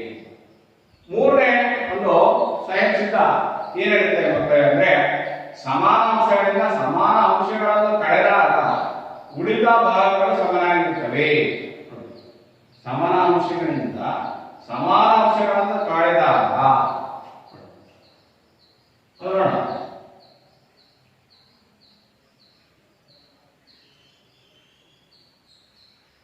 ಸಮಾನಾಂಶಗಳನ್ನು ಕಳೆಯ. ಫಾರ್ ಎಕ್ಸಾಂಪಲ್ ಈಗ ನಾವು 8 = 8 ಅಂತ ಸಮಾನಾಂಶಗಳನ್ನು ಕೂಡೋದು ಕಳೆದ ಅನುಮಾನ ಅಂಕಗಣಿತದಲ್ಲಿ ನೋಡೋಣ. ಅಂಶಗಳನ್ನು ಕಳೆದಾಗುವಂತ ಅದರ ಅರ್ಥ ಏನು? ಇದರಿಂದ ಎರಡು ಕಡೆಗೆ ಕಳಿತೀನಿ ನಾನು. ಎಷ್ಟು ಕಳಿತೀನಪ್ಪ ಅಂದ್ರೆ 6 ಕಳಿತೀನಿ. 8 - 2 ಇದು ಎಡಭಾಗ ಹೌದಾ, ಇದು ಬಲಭಾಗ ಹೌದಾ. 8 - 2 8 6 ಹೌದಾ. ಸಮಾನಾಂಶಗಳಿಗೆ ಸಮಾನಾಂಶಗಳನ್ನು ಕಳೆದಾಗ ಅವುಗಳ ಭಾಗಗಳು ಏನಾಗಿರ್ತವೆ ಅದಕ್ಕೆ ಸಮನಾಗಿದೆ. ಅದರ ಅರ್ಥ 6 + 2 8 6 + 2 8. ಅದರ ಅರ್ಥ ಏನು? ಒಂದು ಇದಿದೆ, ಒಂದು ಸ್ಕ್ವೇರ್ ಇದೆ, ಒಂದು ಚೌಕ ಇದೆ. ಚೌಕದಲ್ಲಿ 4 ಮತ್ತೆ ಸ್ಮಾಲ್ ಸ್ಕ್ವೇರ್ ಮಾಡ್ತೀನಿ ಮಕ್ಕಳೇ ಹೌದಾ. ಎ ಬಿ ಸಿ ಡಿ ನೋಡಿ, ಇದು ದೊಡ್ಡದು ಚೌಕ ಎ ಬಿ ಸಿ ಡಿ. ಈ ಚೌಕದಲ್ಲಿ ಎಷ್ಟು ಚೌಕ ಮಾಡಿದ್ವಿ ಮಕ್ಕಳೇ? 4 ಭಾಗ ಮಾಡಿದ್ವಿ ಮಕ್ಕಳೇ. 4 ಸ್ಮಾಲ್ ಸ್ಕ್ವೇರ್ಸ್ ಚೌಕಗಳು ಮಾಡಿದ್ವಿ. ಇವೆಲ್ಲ ಭಾಗಗಳು ಎಲ್ಲಾ ಚೌಕಗಳು ವಿಸ್ತೀರ್ಣ ಇಡೀ ಚೌಕದ ವಿಸ್ತೀರ್ಣಕ್ಕೆ ಸಮನಾಗಿರ್ತಾನೆ. ಇದನ್ನು ನಾವು ಹೇಳ್ತೀವಿ ಸಮಾನಾಂಶಗಳಿಂದ ಸಮಾನಾಂಶಗಳನ್ನು ಕಳೆದಾಗ ಉಳಿದ ಭಾಗ ಸಮನಾಗಿದೆ. ಅಂದ್ರೆ ಈ ಭಾಗದಲ್ಲಿ ಕಳಿತೀವಿ ನಾವು. ಒಂದನೇ ಚೌಕ, ಎರಡನೇ ಚೌಕ, ಮೂರನೇ ಚೌಕ, ನಾಲ್ಕನೇ ಇವನ್ ತೆಗಿರಿ. 2 ಮತ್ತು 4ನೇ ವರ್ಗಗಳನ್ನ ತೆಗೆದುಬಿಟ್ಟೇನೆ ತೆಗೆದೆ. ಆವಾಗ ಈ ತೆಗೆದ ಭಾಗ ಕಟ್ ಮಾಡಿದ ಭಾಗ, ಈ ಕಟ್ ಮಾಡಿದ ಭಾಗ 2 ಮತ್ತು 4 ಇವೆರಡನ್ನು ಸೇರಿಸಿದ್ರೆ ಒಂದು ಸ್ಕ್ವೇರ್ ಆಗ್ತಾನೆ. ಮತ್ತೆ ಬಿಗ್ ಸ್ಕ್ವೇರ್ ಅದಕ್ಕೆ ಸಮನಾಗಿರುತ್ತೆ. ಅದರ್ಥ ಅದೇ ತರ ಯಾವುದೇ ಒಂದು ಪೂರ್ಣ ಭಾಗದಿಂದ ಭಾಗವಾಗಿ ತೆಗೆದಾಗ ಆ ಭಾಗ ಮತ್ತು ಮೊದಲ ಇದ್ದ ಕತ್ತರಿಸಿ ತೆಗೆದ ಭಾಗಕ್ಕೆ ಏನಾಗಿರುತ್ತೆ ಮಕ್ಕಳೇ? ಇದು ಸಮವಾಗಿರುತ್ತದೆ ಅಂತ ಹೇಳ್ತೀವಿ. ಪೂರ್ಣವು ಅದರ ಭಾಗಕ್ಕಿಂತಲೂ ದೊಡ್ಡದು ಅಂದ್ರೆ ಪೂರ್ಣವು ನೆಕ್ಸ್ಟ್ ಪೂರ್ಣವು ಅದರ ಭಾಗಕ್ಕಿಂತ ದೊಡ್ಡದು. ಐದೇ ಒಂದು ಇದು ಏನ್ ಹೇಳ್ತೇವೆ, ಪೂರ್ಣವು ಅದರ ಭಾಗಕ್ಕಿಂತ ದೊಡ್ಡದು. ಅದರ ಅರ್ಥ ಏನು? ಈಗ ಒಂದು ಪೂರ್ಣ ABCD ಒಂದು ಚೌಕ ದೊಡ್ಡದು, ಇದು ವಿಸ್ತೀರ್ಣ ಇದೆ ಸರ್. ಇದು ABCD ದೊಡ್ಡ ಚೌಕ, ವಿಸ್ತೀರ್ಣ ಜಾಸ್ತಿ. ಅದು 2 ಮತ್ತು 4ನೇ ಚೌಕವನ್ನು ತೆಗೆದು ಹೊರಗಿಟ್ಟಿದೆ. ಈ ಭಾಗ ಏನಾಗಿದೆ ಕಂಪೇರ್ ಮಾಡಿದ್ರೆ ಪೂರ್ಣವು ಅದರ ಭಾಗಕ್ಕಿಂತ ದೊಡ್ಡದು. ಸರ್ ಈ ಎರಡು ಚೌಕ ಹೊರಗಿಟ್ಟ ಇದ್ರ ವಿಸ್ತೀರ್ಣಕ್ಕೂ ವ್ಯತ್ಯಾಸ ಇದೆ ಸರ್. ಇದು ಹೆಚ್ಚಿಗೆ ಇರುತ್ತೆ, ಕಡಿಮೆ ಇರುತ್ತೆ ಸರ್. ಅಂದ್ರೆ ಭಾಗಕ್ಕಿಂತಲೂ ಪೂರ್ಣ ಭಾಗ ಒಟ್ಟು ವಿಸ್ತೀರ್ಣ ಜಾಸ್ತಿ ಇರುತ್ತೆ ಅಂತ. ಅಂದ್ರೆ ನಾವು ಐದನೇ ಸ್ವಯಂ ಸಿದ್ಧ ಅಂತ ಕರಿತೀವಿ. ನೆಕ್ಸ್ಟ್ ಒಂದೇ ಅಂಶಗಳ ದುಪ್ಪಟ್ಟು ಅಂಶಗಳು ಒಂದಕ್ಕೊಂದು ಸಮ. ಒಂದೇ ಅಂಶಗಳ ದುಪ್ಪಟ್ಟು ಅಂಶಗಳು ಒಂದಕ್ಕೊಂದು ಸಮ. ಅದರ ಅರ್ಥ ಏನ? ಒಂದೇ ಅಂಶಗಳ ದುಪ್ಪಟ್ಟು ಅಂಶಗಳು ಅಂತ ಹೇಳ್ತಾರೆ. 2 ಈಗ ಯಾವ್ದೋ ಹೆಚ್ಚಿಗೆ ಮಾಡ್ತೀನಿ ನಾನು ದುಪ್ಪಟ್ಟು ಅಂಶಗಳು. ಇದು 2 2 12 ಇದಕ್ಕೆ 2 12 ಹೌದಾ. 2 ಅಂದ್ರೆ ಈ ಚೌಕ ಅಲ್ಲ, ಇದು 2 ಅಂದ್ರೇನು? ಇದು 2 ಇನ್ನೊಂದು ಚೌಕ ಹಾಕ್ತೀನಿ. ಆ ಭಾಗ ಅಂತ ಕೂಡಿದ ಏನಾಗ್ತವಲ್ಲ ಸಮಾನ ಹೌದಾ ವಿದ್ಯಾರ್ಥಿಗಳೇ. ಹೀಗೆ ಒಂದೇ ಅಂಶಗಳು ದುಪ್ಪಟ್ಟು ಅಂಶಗಳು ಒಂದಕ್ಕೊಂದು ಸಮ. 7ನೇ ಒಂದು ಸ್ವಯಂ ಸಿದ್ಧ ಏನಂತಪ್ಪ ಅಂತಂದ್ರೆ ಒಂದೇ ಅಂಶಗಳ ಅರ್ಧದರ್ಶಕ ಅಂಶಗಳು ಒಂದಕ್ಕೊಂದು ಸಮನಾಗಿರ್ತವೆ. ಒಂದೇ ಅಂಶಗಳ ಅರ್ಧದರ್ಶಕ ಅಂಶಗಳು ಒಂದಕ್ಕೊಂದು ಸಮ. ಅರ್ಧದರ್ಶಕ ಈ ಭಾಗ ಮಾಡಿದಾಗ ಇಲ್ಲಿ 1 ಮತ್ತು 3 ಒಂದು ಚೌಕ ಮಾಡಿದೆ. ಈ 3 ಇವೆರಡಕ್ಕೂ ಏನಾಗಿದೆ ಮಕ್ಕಳೇ ನೋಡಿ, ಚಿತ್ರ ತೋರಿಸ್ತೀವಿ. 1 3 ಚೌಕ ಒಂದು ಭಾಗ ಮಾಡ್ತಾರೆ. ಅಂದ್ರೆ ಇವೆರಡು ಪರಸ್ಪರ ಏನಾಗಿದೆ, ಭಾಗಗಳು ಪರಸ್ಪರ ಸಮ. ಅರ್ಥ ಒಂದೇ ಅಂಶಗಳ ಅರ್ಧದರ್ಶಕ ಅಂಶಗಳು ಒಂದಕ್ಕೆ ಅರ್ಥ ಮಾಡಿದೀವಿ. ಫಾರ್ ಎಕ್ಸಾಂಪಲ್ ಒಂದು ಪೆನ್ಸಿಲ್ ಇತ್ತು ಮಕ್ಕಳೇ, ಅದು ಮಧ್ಯೆ ಕಟ್ ಮಾಡ್ಬಿಟ್ಟೆ ಹೌದಾ. ಸಿಂಪಲ್ ಒಂದು ಪೆನ್ಸಿಲ್ ಇದೆ, ಆ ಪೆನ್ಸಿಲ್ ಅನ್ನು ಮಧ್ಯ ಭಾಗಕ್ಕೆ 8 ಸೆಂಟಿಮೀಟರ್ ಉದ್ದದ ಒಂದು ಪೆನ್ಸಿಲ್ ಇದೆ, ಮಧ್ಯೆ ಕರೆಕ್ಟ್ ಕಟ್ ಮಾಡಪ್ಪ ಅಂದ್ರೆ ಏನ್ ಮಾಡ್ತೀವಿ ನೀವು? ಸ್ಕೇಲ್ ಇಟ್ಕೊಂಡು ಅರ್ಥ ಮಾಡಿ ಒಂದು ಪಾಯಿಂಟ್ ಪುಟ್ ಮಾಡ್ತಾರೆ ಅರ್ಥ ಮಾಡ್ತೀವಿ. ಆ ಭಾಗ ಮಾಡ್ತೀವಿ. ಆ ಭಾಗಗಳು ಅದಕ್ಕೆ ಏನಾಗಿದಾವೆ ಪರಸ್ಪರ ಏನಾಗಿರೋ ಭಾಗಗಳು ಸಮನಾಗಿರ್ತವೆ. ಒಂದೇ ಅಂಶಗಳು ಅರ್ಧದರ್ಶಕ ಅಂಶಗಳು ಒಂದಕ್ಕೊಂದು ಆ ಕಟ್ ಮಾಡಿರ್ತಕ್ಕಂಥ ಭಾಗ ಏನಾಗಿರುತ್ತೆ ಪೆನ್ಸಿಲ್ ಇಂದ ಈ ಭಾಗ ಸಮ ಸರ್ ಅಂತ ಹೇಳ್ತೀವಿ. ಹಾಗಾದ್ರೆ ಇಬ್ರು ವಿದ್ಯಾರ್ಥಿಗಳಿತ್ತು ಅಂತ ಹೇಳಿದಾಗ ಈ ಇಬ್ರು ಒಂದು ಪೆನ್ಸಿಲ್ ಇದೆ ಒಂದು ಅರ್ಧ ಮಾಡ್ಕೊಂಡು ಸಮನಾಗಿ ಕಟ್ ಮಾಡ್ಕೊಂಡು ಭಾಗ ಮಾಡ್ಕೊಂಡು ಆ ರೀತಿಯಾಗಿ ಒಂದೇ ಅಂಶದ ಅರ್ಧ ಅರ್ಧ ಮಾಡಿದಾಗ ಅವೆರಡು ಅರ್ಧ ಭಾಗಗಳು ಏನಾಗ್ತವೆ ಸಮನಾಗಿರ್ತವೆ. ಇಷ್ಟೇ ವಿದ್ಯಾರ್ಥಿಗಳು. ಇದನ್ನೇ 7ನೇ ಸ್ವಯಂ ಸಿದ್ಧ ಅಂತ ಕರೀತೀವಿ. ಹೀಗೆ ಇವನ್ನೆಲ್ಲ ಸ್ವಯಂ ಸಿದ್ಧ. ಈಗ ಆಧಾರ ಪ್ರತಿಜ್ಞೆಗಳು. ಆಧಾರ ಪ್ರತಿಜ್ಞೆಗಳೇನು? ಇವುಗಳನ್ನು ಪ್ರಾಯೋಗಿಕವಾಗಿ ನಾವು ಚರ್ಚೆ ಮಾಡೋಣ ವಿದ್ಯಾರ್ಥಿ. ಸ್ವಯಂ ಸಿದ್ಧ 7 ಸ್ವಯಂ ಸಿದ್ಧಗಳನ್ನ ತಿಳ್ಕೊಂಡ್ವಿ ಮತ್ತು ಅದಕ್ಕೆ ಸರಳವಾದ ರೇಖಾಗಣಿತದ ಚಿತ್ರಗಳ ಉದಾಹರಣೆಗಳ ಮುಖಾಂತರ ನೀವು ವಿವರಣೆ ತಿಳ್ಕೊಂಡಿದ್ದೀರಾ. ಹಾಗೆ ನೋಡೋಣ ಈಗ ಆಧಾರ ಪ್ರತಿಜ್ಞೆಗಳು ಅಂದ್ರೆ ಆಧಾರ ಪ್ರತಿಜ್ಞೆಗಳು ನೋಡಿ. ಇವುಗಳನ್ನ ನಾವು ಇಲ್ಲಿ ಯುಕ್ತಿಯಿಂದ ಆಧಾರ ಪ್ರತಿಜ್ಞೆ ಕೊಡ್ತಾರೆ. ವೇನೆ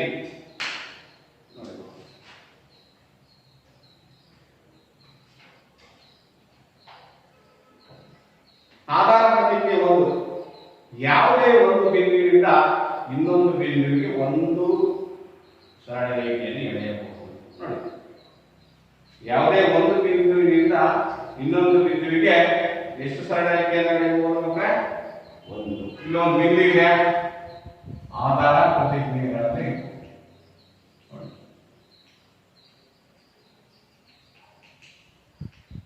ಇಲ್ಲಿ ಯಾವ ಒಂದು ಬಿಂದು ಇದೆ, ಇಲ್ಲೊಂದು ಬಿಂದು ಇದೆ, ಎ ಅಂತ ಕರೆನಾ, ಬಿ ಅಂತ.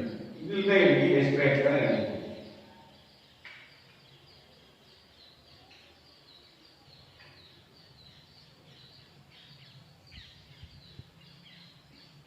ಎಷ್ಟು ಸರಳ ರೇಖೆ? ಆಧಾರ ಪ್ರತಿಜ್ಞೆ 1. ಒಂದೇ ಯಾವುದೇ ಒಂದು ಬಿಂದುವಿನಿಂದ ಇನ್ನೊಂದು ಬಿಂದುವಿಗೆ ಒಂದು ಸರಳ ರೇಖೆಯನ್ನು ಎಳೆಯಬಹುದು. ಇನ್ನು ಸಾಕಷ್ಟು ಎಳೆಯಬಹುದು ಸರ್. ಇಲ್ಲಿಂದ ಒಂದು ಸರಳ ರೇಖೆ ಎಳೆಯಬಹುದು. ಒಂದೇ ರೇಖೆ ಸರ್. ಇಲ್ಲಿ ಹಿಂಗೆ ಆದ್ಮೇಲೆ ಒಂದು ವಾಪಸ್ ಬರ್ಬೋದಲ್ಲ, ಅದು 2ನೇ ರೇಖೆ ಆಗುತ್ತೆ. ನೀನು ಅದೇ ರೇಖೆ ಮೇಲೆ ಮತ್ತೆ ಬಂದೆ ವಾಪಸ್ ಬಂದೆ, ಅದು ವಾಪಸ್ ಬಂದಾಗ ರೇಖೆ. ಒಂದು ಬಿಂದುವಿನಿಂದ ಇನ್ನೊಂದು ಬಿಂದುವಿಗೆ ಎಷ್ಟು ರೇಖೆ ಎಳೆಯಬಹುದು ವಿದ್ಯಾರ್ಥಿಗಳೇ? ಒಂದು ರೇಖೆಯನ್ನು ಮಾತ್ರ ಎಳೆಯಬಹುದು. ಇದನ್ನ ನಾವು ಕರಿತೀವಿ ಆಧಾರ ಪ್ರತಿಜ್ಞೆ ಅಂತ ಕರಿತೀವಿ. ಇದು ಚರ್ಚೆ ಮಾಡಂಗಿಲ್ಲ, ಅದನ್ನ ಎಲ್ಲರೂ ಒಪ್ಕೊಳ್ಳೇಬೇಕು. ಆಧಾರ ಪ್ರತಿಜ್ಞೆ ಅಂತ ಕರಿತೀವಿ. ರೇಖಾಗಣಿತದಲ್ಲಿ ಸ್ವಯಂ ಸಿದ್ಧಗಳು ಮತ್ತು ಆಧಾರ ಪ್ರತಿಜ್ಞೆಗಳು ಏನಂತ ಹೇಳುತ್ತೆ?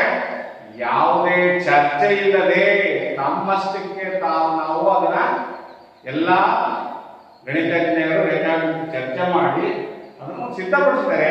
ಅದನ್ನೇ ಯುಕ್ಲಿಡ್ನ ರೇಖಾಗಣಿತದ ಸ್ವಯಂ ಸಿದ್ಧಗಳು ಮತ್ತು ಆಧಾರ ಪ್ರತಿಜ್ಞೆಗಳು ಅಂತ ನಮ್ಗೆ ಗೊತ್ತಿದೆ ಮಕ್ಕಳೇ, ಹೌದಾ?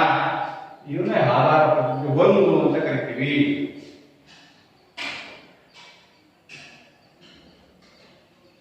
ನೆಕ್ಸ್ಟ್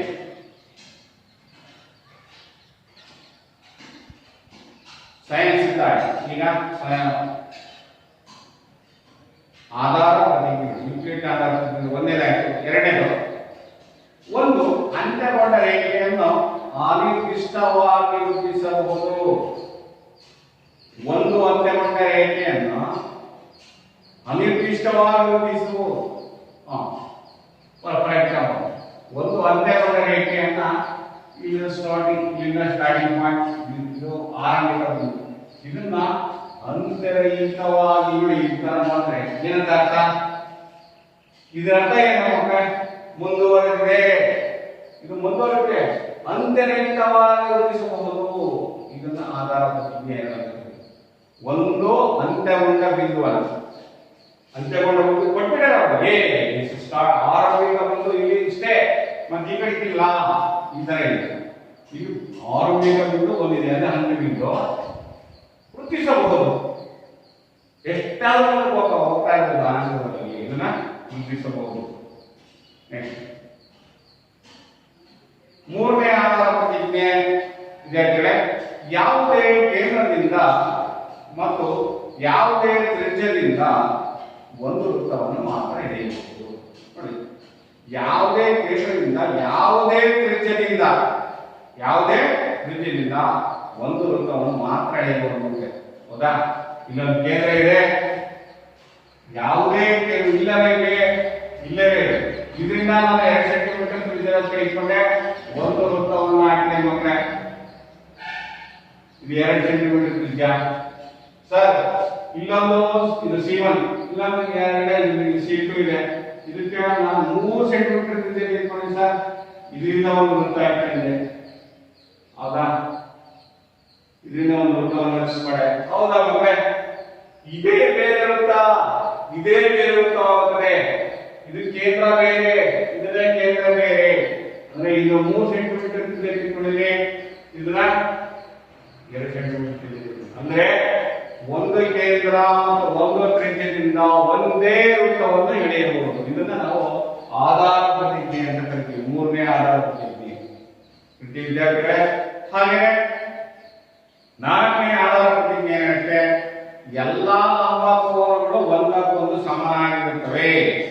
ನೋಡಿ, ಎಲ್ಲಾ ಲಂಬಕೋನಗಳು ಪರಸ್ಪರ ಸಮನಾಗಿರುತ್ತವೆ. For example, this board is one of the rectangle, ಹೌದಾ ಮಕ್ಕಳೇ? ಇದೊಂದು ಆಯತಾಕೃತಿಯಾದ ನಿಮಗೆಲ್ಲ ಕಾಣ್ತಾ ಇದೆಯಲ್ವಾ? ಆ ಕಡೆ ಮೂಲೆ ಎಷ್ಟು ಡಿಗ್ರಿ? 90 ಡಿಗ್ರಿ. ಸರ್ ಈ ಕಡೆ ಎಷ್ಟು? 90 ಡಿಗ್ರಿ. ಆ ಕಡೆ ಮೂಲೆ ಎಷ್ಟು ಕೋನ? ಇದೆಷ್ಟು? 90 ಡಿಗ್ರಿ. ನೋಡಿ, ಈ ರೇಖೆ ಮತ್ತು ಈ ರೇಖೆ ಇದು 90 ಡಿಗ್ರಿ ತಾನೆ, ಹೌದಾ ಮಕ್ಕಳೇ?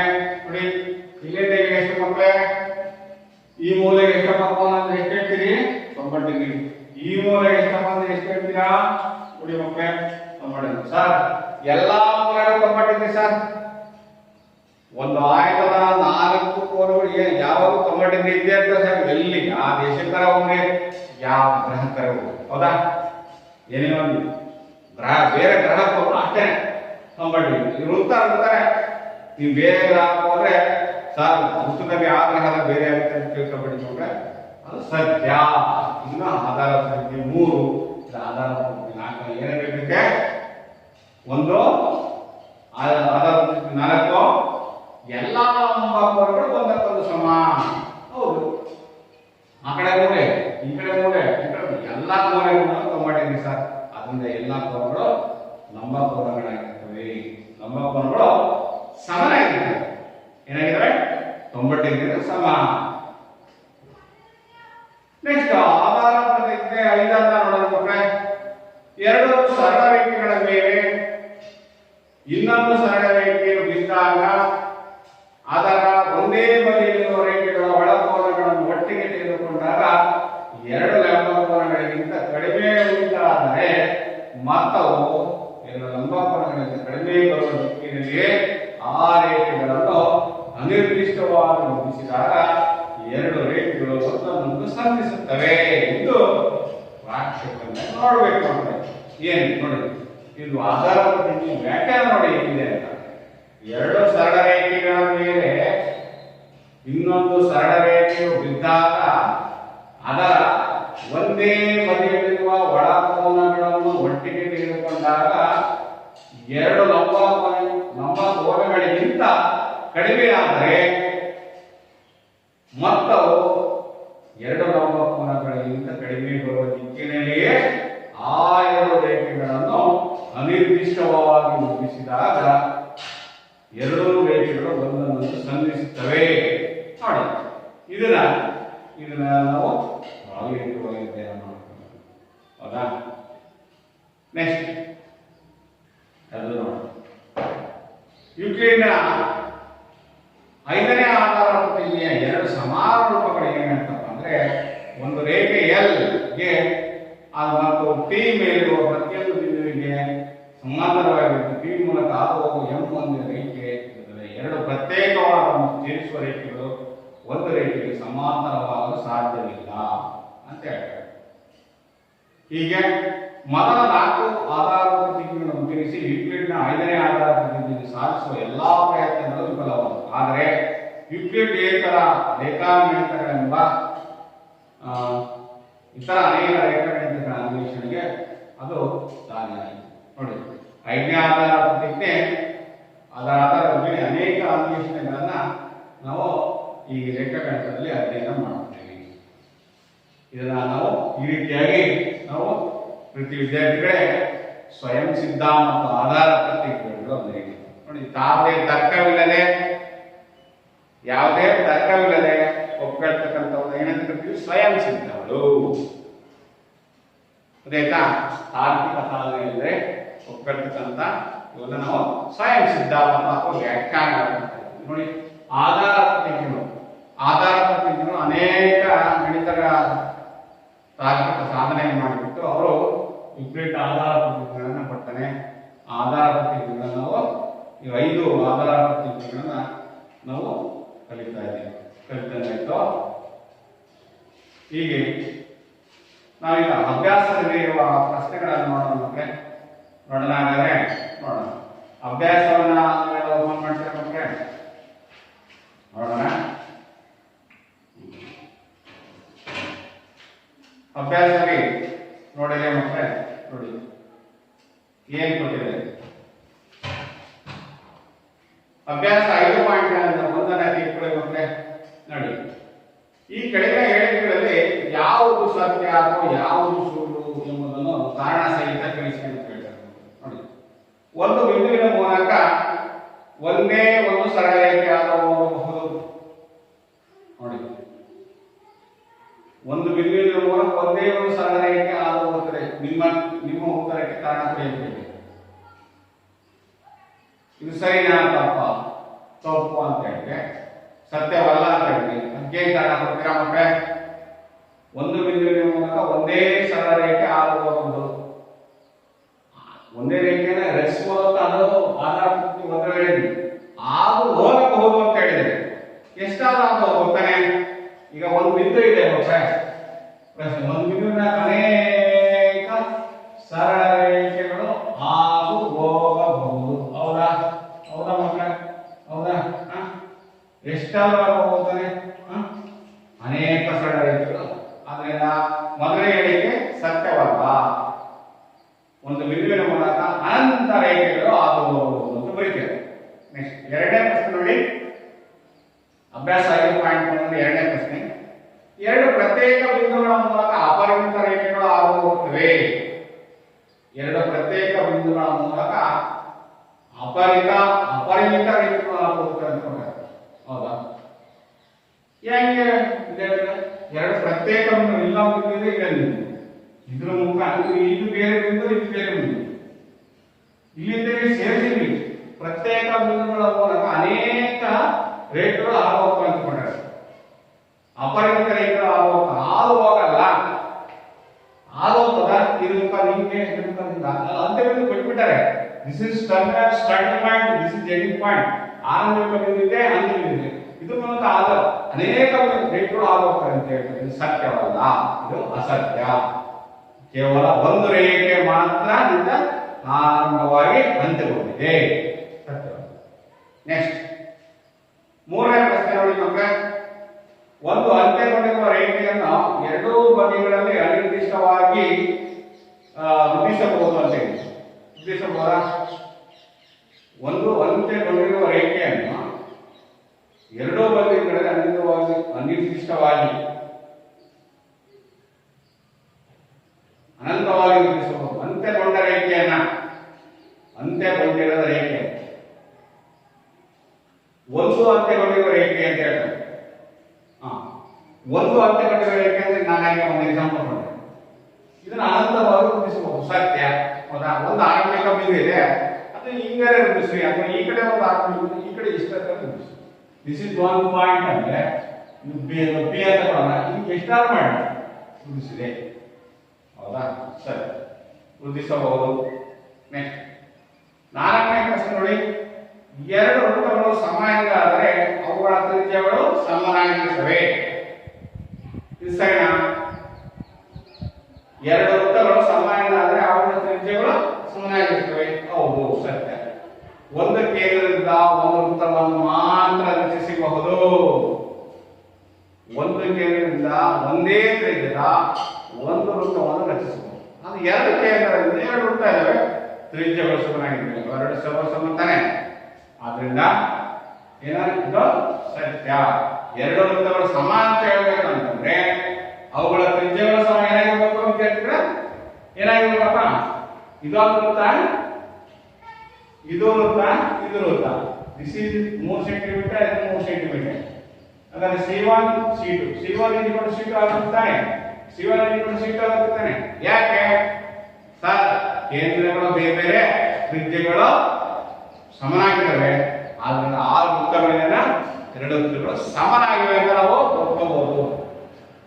ನೆಕ್ಸ್ಟ್ ಇಲ್ಲಿ ಚಿತ್ರ ಕೊಟ್ಟಿದ್ದಾರೆ, ಚಿತ್ರ 5.9 ನೋಡಿ ವಿದ್ಯಾರ್ಥಿಗಳೇ ಪುಸ್ತಕದಲ್ಲಿ.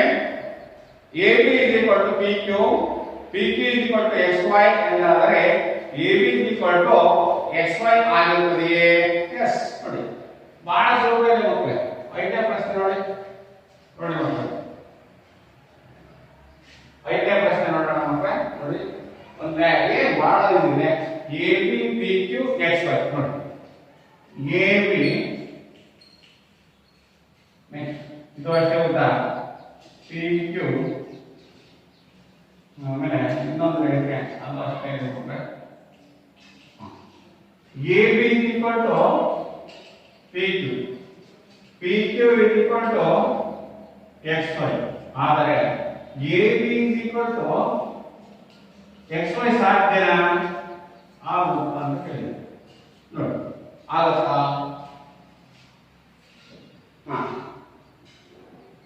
ಇದರ ಅರ್ಥ ಇಲ್ಲ. ಒಂದೇ ಅಂಶಕ್ಕೆ ಸಮನಾಗಿರುವ ಸ್ವಯಂ ಸಿದ್ಧ ಒಂದೇ ಅಂಶಕ್ಕೆ ಸಮನಾಗಿರುವ ಅಂಶಗಳು ಪರಸ್ಪರ ಯಾವಾಗಲೂ ಸಮನಾಗಿರುತ್ತವೆ. AB is 5 cm, PQ is 5 cm, XY is 5 cm. ಅಂದ್ರೆ 5 ಇದೆ. ಎಲ್ಲಾ ರೇಖೆಗಳ ಉದ್ದ 5 ಇದೆ. AB ಗೆ PQ ಸಮ, PQ ಗೆ XY ಸಮ. ಅಂದ್ರೆ AB ಯು XY ಸಮಾನ, ಇದು ಸಮಾನವಾಗಿರುತ್ತಾರೆ. ಎಸ್, ಸ್ವಯಂ ಸಿದ್ಧ ಒಂದರ ಪ್ರಕಾರ ಇದು ಸಮನಾಗಿದೆ.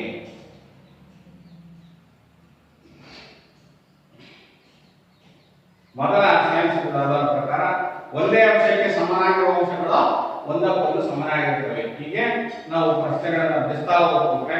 ಹೀಗೆ ಎರಡನೇ ಕ್ವಶನ್ ನೋಡಿ, ಕೆಳಗಿನ ಪ್ರತಿಯೊಂದು ಪದಕ್ಕೂ ಒಂದೊಂದು ವ್ಯಾಖ್ಯಾನವನ್ನು ನೀಡಿರಿ. ಇವುಗಳನ್ನು ವ್ಯಾಖ್ಯಾನಿಸುವುದು ಬೇರೆ ಯಾವುದಾದರೂ ಪದಗಳನ್ನು ವ್ಯಾಖ್ಯಾನಿಸುವ ಅಗತ್ಯವಿದೆ ಇದ್ದರೆ ಅವುಗಳು ಯಾವುವು? ಇವುಗಳನ್ನು ವ್ಯಾಖ್ಯಾನಿಸಿ. ಸಮಾಂತರ ರೇಖೆಗಳು ನೋಡಿ, ಸಮಾಂತರ ರೇಖೆಗಳು ಅಂದ್ರೇನು? ಲಂಬ ರೇಖೆಗಳು ಅಂದ್ರೇನು? ರೇಖಾಖಂಡ ಅಂದ್ರೇನು? ಒಂದು ವೃತ್ತದ ತ್ರಿಜ್ಯ ಅಂದ್ರೇನು? ಚೌಕ ಅಂದ್ರೇನು? ಇವನ್ನ ನೀವು ಅರ್ಥ ಮಾಡ್ಕೊಳ್ಬೇಕು ಮಕ್ಕಳೇ. ಹೌದಾ? ಇದೇ ಹೀಗೆ ನಾವು ಏನ್ ಮಾಡ್ಬೇಕು? ಪ್ರಶ್ನೆಯನ್ನ ಅಬ್ಸರ್ವ್ ಮಾಡ್ಬೇಕಾಗುತ್ತೆ. ಹೌದಾ ವಿದ್ಯಾರ್ಥಿಗಳೇ? ಎರಡನೇ ಪ್ರಶ್ನೆ ನೋಡಿರಾ, ಸಮಾಂತರ ರೇಖೆಗಳು ಅಂದ್ರೆ ಏನ್ ಹೇಳ್ತೀರಾ ಮಕ್ಕಳೇ? ಸಮಾಂತರ ರೇಖೆಗಳು ಅಂದ್ರೆ ಏನಿದೆ? ಯಾರು ಹೇಳ್ತೀರಾ? ಡೆಫಿನಿಷನ್ಸ್ ಬಗ್ಗೆ. ಒಂದೇ ಸಮತಲದ ಮೇಲೆ ಇರುವ ಎರಡು ಸರಳ ರೇಖೆಗಳನ್ನು ಎರಡೂ ಕಡೆಗೆ ವೃದ್ಧಿಸಿದಾಗ ಒಂದಕ್ಕೊಂದು ಛೇದಿಸದ ರೇಖೆಗಳಾದರೆ ಅಂತ ಸರಳ ರೇಖೆಗಳನ್ನು ಏನ್ ಕರೀತೀವಿ? ಸಮಾಂತರ ಸರಳ ರೇಖೆಗಳು. ನೋಡಿ, ವೃದ್ಧಿಸಿದಾಗ ಅವು ಎಲ್ಲೂ ಸೇರಿಸಬಾರದು ಅಂತ ರೇಖೆಗಳನ್ನ ಸಮಾಂತರ ಸರಳ ರೇಖೆಗಳು ಅಂತ ಕರಿತೀವಿ ಮಕ್ಕಳೇ. ಒಂದೇ ಸಮತಲದ ಮೇಲೆ ಇರುವ ಎರಡು ಸರಳ ರೇಖೆಗಳನ್ನು ಎರಡೂ ಕಡೆ ವೃದ್ಧಿಸಿದಾಗ ಆ ರೇಖೆಗಳು ಎಲ್ಲೂ ಛೇದಿಸಬಾರದು. ಒಂದಕ್ಕೊಂದು ಛೇದಿಸದ ರೇಖೆಗಳಾದರೆ ಅಂತಹ ಸರಳ ರೇಖೆಗಳು ಸಮಾಂತರ ಸರಳ ರೇಖೆಗಳು. ಒಂದು 8ನೇ ತರಗತಿಯಲ್ಲಿ ಅಧ್ಯಯನ ಮಾಡಿದ್ರೆ ಮಕ್ಕಳೇ. ನೋಡಿ, ಇದಕ್ಕೇನಾದ್ರು ಇನ್ನೊಂದು ಏನಾದ್ರು ನೀವು ಸ್ವಲ್ಪ ಮಾಡಿದಾಗ ಮಾಡ್ತೀರಾ ಅಂತ ಕೇಳಿದ್ದಾರೆ. ಅಂದ್ರೆ ಏನಾದ್ರು ಸ್ವಯಂ ಸಿದ್ಧ ಮತ್ತು ಆಧಾರ ಪ್ರತಿಜ್ಞೆಗಳನ್ನ ವಿಕ್ಲೇಶನ ಆಧಾರ ಪ್ರತಿಜ್ಞೆಯ ನಿಯಮಗಳನ್ನು ಉಪಯೋಗಿಸ್ತೀರಾ?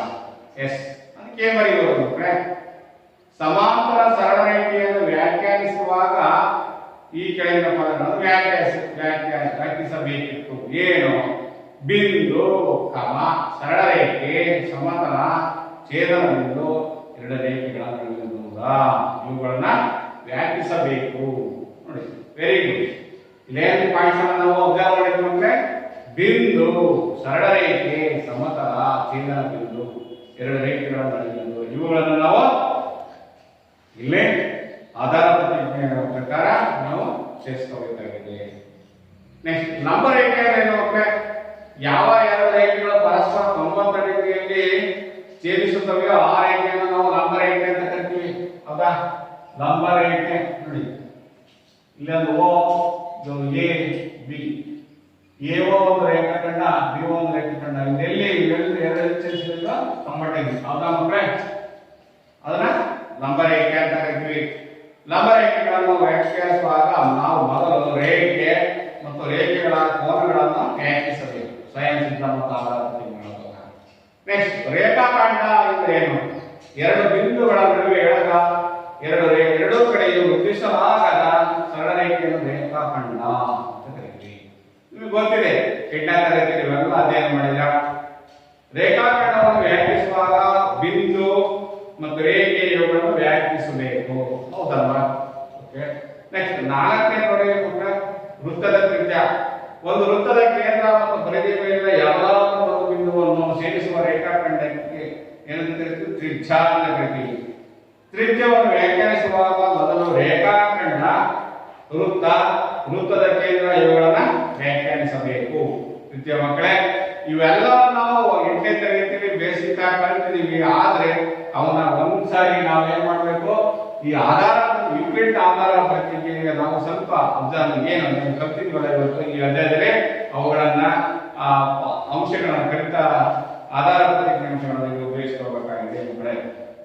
ಈಗ ಇನ್ನೊಂದು ಚೌಕ ಅಂದ್ರೆ ಏನಂದ್ರೆ ನಿಮ್ಗೆಲ್ಲ ಗೊತ್ತಿದೆ, ಎಲ್ಲ ಸಮವಾಗಿರುವಂತ ಒಂದು ಬಹುಭುಜಾಕೃತಿ ಸರ್. ಆಮೇಲೆ ಎಲ್ಲಾ ಕೋನಗಳು ಪರಸ್ಪರ 90 ಡಿಗ್ರಿ ಆಗುತ್ತೆ, ಅದು ಚೌಕ ಅಂತ ಕರಿತೀವಿ. ಇಲ್ಲಿ ಏನು ವ್ಯಾಖ್ಯಾನವನ್ನು ತೆಗೆದುಕೊಳ್ಬಹುದು? ಚತುರ್ಭುಜವನ್ನು ವ್ಯಾಖ್ಯಾನಿಸುವಾಗ ಚತುರ್ಭುಜದ ಬಾಹುಗಳು ಮತ್ತು ಕೋನಗಳನ್ನು ವ್ಯಾಖ್ಯಾನಿಸಬೇಕು. ಕೋನ ಮತ್ತು ಬಾಹುಗಳ ಅಳತೆಗಳನ್ನು ವ್ಯಾಖ್ಯಾನಿಸಿದ್ರೆ ಅದು ಚತುರ್ಭುಜ ವರ್ಗ ಆಗುತ್ತೆ, ಅದು ಆಯತ ಆಗುತ್ತೆ ಅನ್ನೋದನ್ನ ನಾವು ನಿರ್ದಿಷ್ಟವಾಗಿ ಹೇಳೋಕೆ ಸಾಧ್ಯ ಇಲ್ಲ ಆಧಾರ ಪ್ರತಿಕ್ರಿಯೆ. ಹೀಗೆ ಪ್ರಶ್ನೆ 3 ನೋಡಿ, ಆಧಾರ ಪ್ರತಿಕ್ರಿಯೆಗಳನ್ನು ಗಮನಿಸಿ ಅವುಗಳನ್ನ ಉಪಯೋಗಿಸಿ ಅಂತ ಕೇಳ್ತಾರೆ.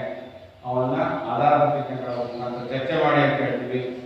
3, 4, 5ನೇ ಪುಸ್ತಕಗಳನ್ನು ನೀವು ಮನೆಯಲ್ಲೇ ಗೃಹಪಾಠವನ್ನ ಮಾಡ್ಕೊಂಡು ಅಂತ ತಿಳ್ಕೊಂಡಿತ್ತು. ನೋಡಿ, ನಾವು ಕಲಿತಂತ ಪ್ರೀತಿ ವಿದ್ಯಾರ್ಥಿಗಳೇ, ಇವತ್ತು ಅಂಕಗಣಿತ, ಬೀಜಗಣಿತ ಎಷ್ಟು ಮುಖ್ಯವೋ ಅದೇ ರೀತಿಯಾಗಿ ನಮ್ಮ ನಿತ್ಯ ಜೀವನದಲ್ಲಿ ರೇಖಾಗಣಿತ ಅಷ್ಟೇ ಮುಖ್ಯ ಅನ್ನೋದನ್ನ ನಾವು ಇವತ್ತು ಎಲ್ಲರೂ ಈಗೆಲ್ಲ ಕಲ್ತಿದ್ರಿ. ರೇಖಾಗಣಿತ ಮಾಡ್ತಿದ್ರಿ, ಲೆಕ್ಕ ಮಾಡ್ತಿದ್ರಿ, ಎಲ್ಲ ರಚನೆ ಮಾಡಿದ್ರಿ. ರೇಖಾಗಣಿತವನ್ನು ಯಾಕೆ ಉಗಮ ಆಯ್ತು ಅನ್ನೋದನ್ನ ನಾವು ತಿಳ್ಕೊಂಡಿದ್ದಿಲ್ಲ, ಹೌದಲ್ವಾ?